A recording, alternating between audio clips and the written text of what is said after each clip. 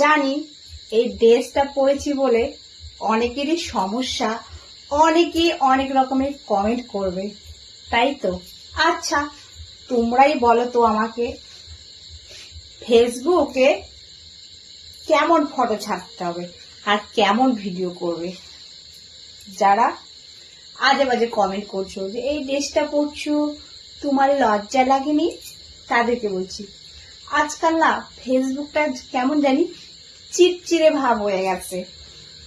মানে ফেসবুকটা হচ্ছে কি মনোরঞ্জন করার জায়গা, তো যে মাইন্ডটা একটু অন্যরকম আছে, ভালো লাগছে না, একটু ফেসবুকে যাই, বেশ একদম মনটা ফুর্তি করি, ফুরফুরে ফুরফুরে ভাব, তাই না? কিন্তু সেটা না ভাই, আজকাল দেখছি নিজের খেয়ে পরের গুণগানটা বেশি। কেন? নিজের টাকা খেয়ে পেটে ভাত হজম হয় না মনে হয় না, সেটাই মনে হচ্ছে। আমি তো ভাবতাম ফেসবুকটা এমন একটা জায়গা মনোরঞ্জন করা, মানে মনে গেলাম, মনে শান্তি পেলাম, একটা ভিডিও দেখলাম, কত সুন্দর আনন্দে। তো এখানে ভাই ফুর্তি করার জায়গা। এখানে দেখছি আজকাল এইরকম পোস্ট করা যাবে না, সেরকম পোস্ট করা যাবে না, এই টাইপের ভিডিও করা যাবে না, সবাই আন্দোলন করো একসাথে। এটা কি ভাই? কিচ্ছু বুঝি না, একটু বলবেন আপনারা।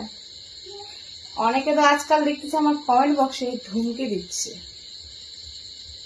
তোমরা একটু আমাকে জানিয়ে দিও তো যে কি টাইপের পোশাক পরে ভিডিও করতে হবে।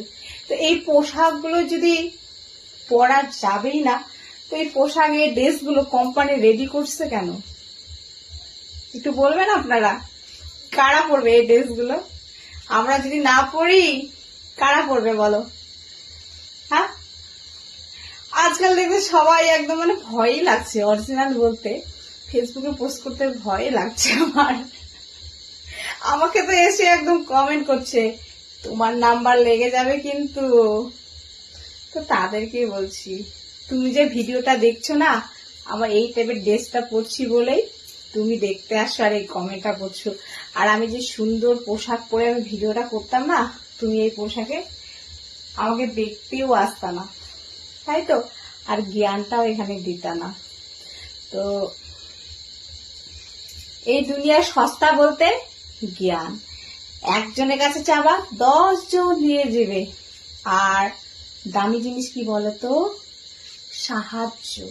কারো কাছে সাহায্য চাবা, কেউ দেবে না।